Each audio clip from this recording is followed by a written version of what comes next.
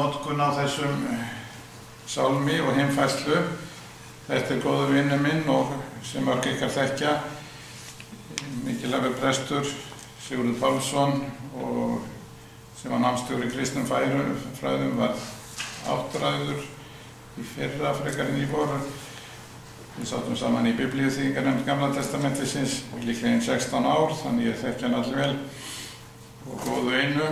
En hann var fyrir mikilli sorg í lífi sínu, misti dóttur sína og í bók sem ég skrifaði áhrifasögu Saltarans og kom út í ársbyrjun 2015 með ártalinu 2014, lenti í hrærlingum á sjó, skipið sem átti að flytja hann til landsins, en Sigurður yrkir þarna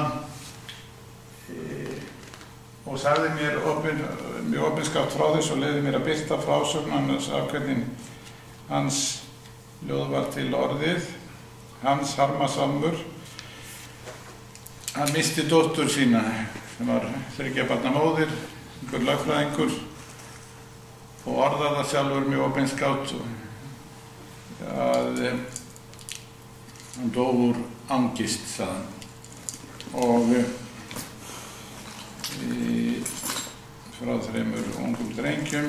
2 fyrstu erindin hjá Sigurð eru svona: Þú Guð minn gafst mér svo mikið, ég gladdist og hélt fyrir vikið að lífið léki við mig. Svo dimmdi og dapur ég sagði, úr dimmunni hrópað að bragði, þú alvaldur yfirgafst mig. Og hann sagði mér þetta var oft undir áhrifum frá 22. Davíðssalmi, þegar hann var fyrir þessari skelfilegu sorg að dóttir hans tók eigið líf. Og lokabæn í þessu salmi hans Guðs sefaðu svíðandi hjarta, að sjái ég ljóðið þitt bjarta og gef mér þinn græðandi frið. Og mér þótti vænt hvað Sigurður var einlægur og var meir en fús að leyfa mér að birta frásögnar til þessa fallega en ljúfsára en afskaplega sorglega salmi. Og þetta dæmi hvernig fólk öll ekkert okkar fyrir gegnum lífið án þess að verða fyrir áföllum og sorg, mismikilli að sjálfsögðu, en þá geta harmsalmar Saltarans oft verið mikil huggun að finna þar samsemd, því að það vill svo til að harmsalmar þrátt fyrir eru kallaði það að sömuleyti ekki alveg réttnefni, þeir enda allir í lofgjörð. Svo þeir byrji í þessari örvæntingu og angist og svo í bæna ákalli. Ég held að sé raunverulega bara einn salmur, salmur 88, sem endar í örvæntingu. Hann endar á orðunum: myrkrið var minn nánasti vinur. En þá skal maður bara lesa áfram, það gott í Saltaranum, lesa næsta salm og þá birtir til. Þetta mynd eftir Svein Björnsson, margir þekktu nú fyrst og fremst sem lögreglumann, hann var afskaplega afkastamikill myndlistarmaður og við fengum í Seltjarnarneskirkju lánaði þessa mynd á sýningu á listahátíð 2013 og þá lögst upp fyrir mér, ég kynntist sinni hans erlendi, hvað Sveinn málaði mikið af trúarlegum myndum og þessi krossfestingamynd eiginlega alveg stórkostleg finnst mér og gefur mörgum þekktari myndum lítið eftir.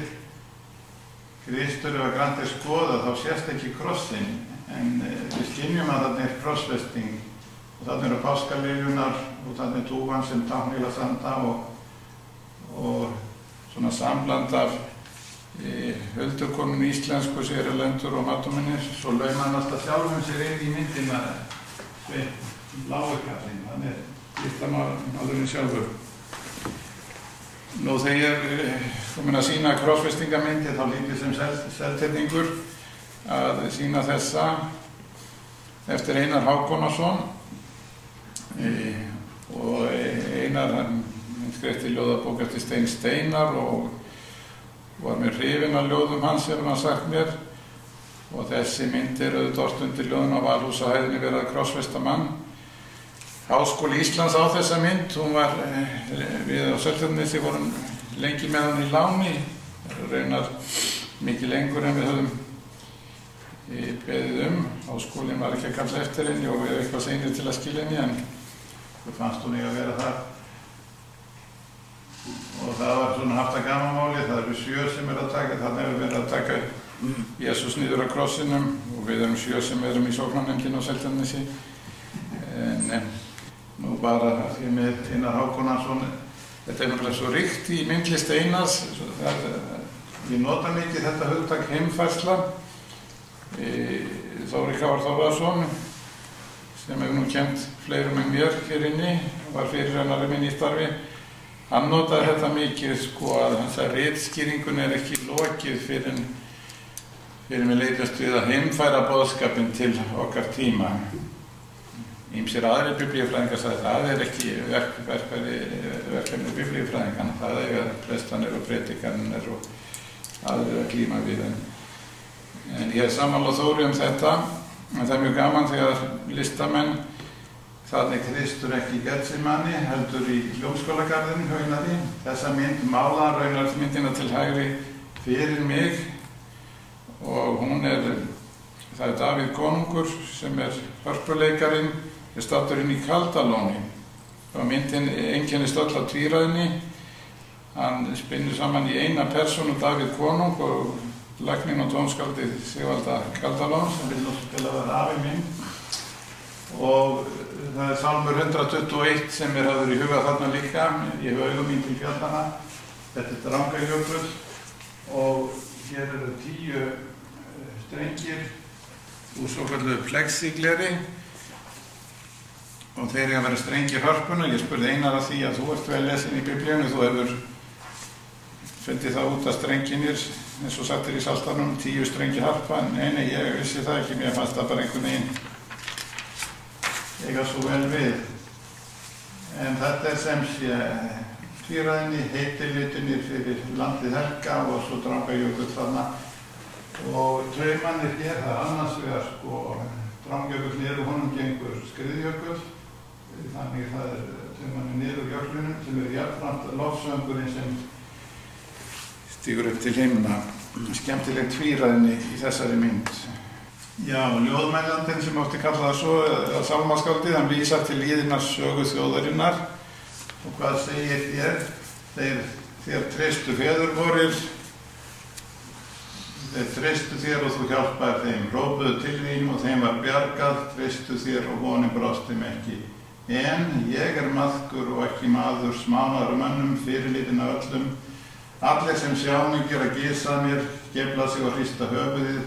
Hann fól málefni sitt drottni, hann hjálpi honum og frelsi hann, hafi hann þóknun á honum. Síðust orðin nú, það má nú sjá tengingu við það í Nýja testamentinu einnig.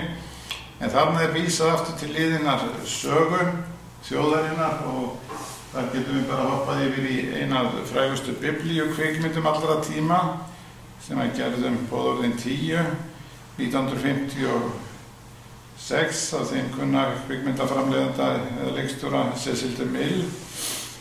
Kannski var 70. áratug og 20. aldar við sérstakur gróskutími í gerð kvikmynda, biblíukvikmynda og ekkert til sparað. Og hann fekk mikið fjármagn til að gera myndina, en þar kom að eigendurnir í Hollywood, það var eiginlega nóg boðið meiðsluna og vildi stoppa hann af og hann sagði já gott og vel, en þá mun myndin bara hitta boðorðin 5, viljið það? Og það vildu þeir ekki, þannig að hann fekk alltaf fram. En þegar að vísa til þér treystu feður voru, þá svona fyrirfram líklegt að það sé verið að vísa til þess sögulega atburða sem oftast vísa til í Gamla testamentinu þegar að vísa til björgunar í liðinni tíð, þar að segja björgun hinnar og frelsun hinnar hebresku þræla úr ánauðinni í Egyptalandi.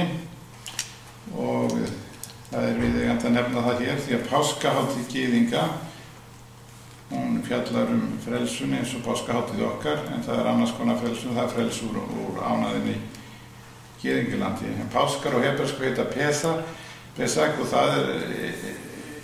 það er voðalega lítið að hebresk orð hafi skilja eftir spor í íslensku. Halleluja þetta hebreska, en að öðru leyti það ekkert. Það helst þetta. Páskar eru komnir á þessu orði, eins og fullt af mannanöfnum. Þau eru náttúrulega óendanlega mörg í Biblíunni. Og nægir að nefna Davíð bara þegar við erum að tala Davíð sálma. Heiti sálmasálmsins á hebresku Töfilim, sem þýðir lofsöngvar, sem finnst álítið skrítið, því að harmsálmanir í Saltaranum með Davíðsálmum, þeir eru talsvert mikið fleiri en lofsöngvanir. En ég held að þetta sé nú samt rétt nefni hjá gyðingunum og þeim sem að ég settu saman textan hebreska, því að harmsálmanir enda mér og minn allir í lofgjörð. Og svo bygging sálmasafnsins þannig að harmsálmanir mér og minn allir fremstir, en svo stígandi og allt endar í lofgjörð. Þannig eru 5 síðustu af 150 sálmanum allt lofsöngvar. Og hér sjáum við dæmi þetta. Harmsálmar eru byggðir upp með þessum hætti. Það örvænting og harmur fyrst og ákall til Guðs og örvæntingafull. Óvinir koma mikið við sögu, dauðinn sjálfur sem kannski óvinnurinn par excellence, en nær undantekningarlaust þá verður viðsnúningur, oftast bara í 2-3 síðustu versunum. Hér það kannski óvinnur stór hluti af sálminum sem þá komið fullvissa bænheyrslu og þakklæti og lofgjörð. Þannig í þessum sálmi getum við sagt það mikill viðsnúningur að megi líkja við upprisustef. Ég hef nú að þessu misseri í vor verið í fyrsta skipti að kenna saman sálmana og Jobsbók og finnst það gefandi. Jobsbók hefur nú yfirleitt ekki verið kennt hjá okkur sem sérstakur ritskýringakúrs, en þeim meira í sálgæslu hjá honum séra Sigfinni og verið í góðum höndum þar. En mér finnst gefandi að kenna þessi rit saman, varpa ljósi hvort og annað. Og í Sálmi 72 þar augljóst mikill skyldleiki við Jobsbók. Í báðum tilfellum Job náttúrulega verður fyrir allum sínum harmi eins og við þekkjum. Hann missir all sín börn og búskapinn og eigur sínar og heilsuna. Það ekki nema konan sem eftir ein og hún nú ekki mikil huggun. Hún hvetur hann til að fara að deyja bara. En í Septuagintu hefur nú eitthvað meira að segja. Margar sögur af henni raunar, en það margvíslegar hliðstæður eins og að hinu illa oft líkt í mynd dýra. Og þetta líka mynd eftir Einar Hákonarson. Hann kynnst Einari vel á síðustu árum og aðeins að gera það nót út úr að segja hvernig þessi mynd var til.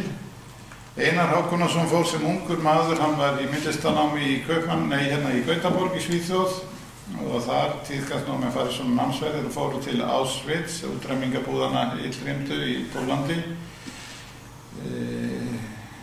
skammt frá Kraká, og þangað hef ég komið og við hjónin og maður verður nú ekki svona samur og eftir þó maður hefði lesið mikið þau ósköp. Einar sagði þessi reynsla að koma þangað breytti mér sem myndlistamanni algjörlega. Frá því að vera abstrakt málari yfir í fíguratífa málara og allar þessar mannamyndir, gjarnan af nöktum og kreftum líkömum. Þetta reynsla frá því sem að ég sá í Auschwitz. Og ég eiginlega þakklátur fyrir að Einar skyldi hafa breyst í fíguratífan málara þróa. Og svo rætti ég rætt heilmikið við Einar og spurst hann trú og hann það sjálfsögð ég trúaður. Og gaf til kynna að það geti enginn verið alvöru listmálari nema að vera trúaður. Nú talandi Auschwitz, þá kemur þessi maður fljótt í hugan sem mikið fjallað harmsálma og Jobsbók. Elie Wiesel líklega frægastur allra sem að lifðu af dvöl í Auschwitz, Nóbelsverðlaunahafi. Hann sagði í sinni frægustu bók Nótt, fyrstu bók sinni og þeirri einu sem hefur verið þýdd á íslensku, en margar bækur hans þýddar á tugi tungumála og hann lést bara í fyrra Wiesel. Mér leið eins og Jobb, segir hann, þegar hann upplifði skelfinguna þarna alla. Fyrsta kvöldi þegar hann kom, hann var í litlu þorpi sem var mörgum Ungverjalands og Rúmeníu, tilheyri ýmist Ungverjaland eða Rúmeníu. Það var ekki fyrir 1946 sem að gyðingarnir þar voru teknir og fluttir. Og það var svo langt á stríðið og það hefur bjargað líf hans. En fyrsta kvöldið þá horfði hann eftir móður sinni og 7 ára systur sem hét Sippora, eins og við þekkjum nafnið úr sögu Móse. Og þar sem þær leiddust í langri röð fólks að sérkennilegri byggingu og hann vissi ekki hvert ferðinni var heitið þá en komst mjög fljótlega að því að þær voru einfaldlega þar strax á fyrsta kvöldinu og leiðinni út í opinn dauðan, gasklefana, og það síðasta sem hann sá að mamma hans strauk hár Sipporu eins og í verndarskyni og þessi minning hefur alltaf fylgt honum og hann hefur stofnað margvísleg hjálparsamtök og meðal annars sem að bera nafn þessara systur hans. Nú, á síðari árum oft talað það innan guðfræðinnar harmsálmanir það verið skaðlegt hvað þeir hafa verið vanræktir í trúarlífi kristninnar. Við erum alltaf að syngja himna og lofsöngva, lofa Guð maglega en harmsálmanir einhver reiknaði þótt í norsku sálmabókinni væru bara 3 harmsálmar og Sigurður Pálsson tók það upp áður nefndur í grein sem hann skrifaði og við erum að segja satt trúarlífið. Það er ekki alltaf að dansa á rósum og við þurfum á harmsálmum til að samsama okkur með og margir tekið undir þetta og verið að bæta úr því að hafa harmsálmana með í helgihaldinu. Við Íslendingar höfum kannski haft dálítið góða, ekki dálítið, mikla uppbót þar sem eru passíusálmanir, Íslandssálmar Hallgríms. Og hann myndi nú ekki sjálfur kalla það á harmsálma, en þeir eru út af og þarna það sem hann yrkir út af þessu 4. orði Krists á krossinum, Guð minn, hví hefur yfirgefið mig hvað svonguð stig, þá stærðan kvölin megna, yfirgefur því aldrei mig, eilífur Guðs hans vegna, fyrir þá Herrans hygðar rust, vestur drottin minn efalaust, grátbeini minni gegna. Og þetta minnisvarðin við Karlsneskirkju af Páli Guðmundsssyni.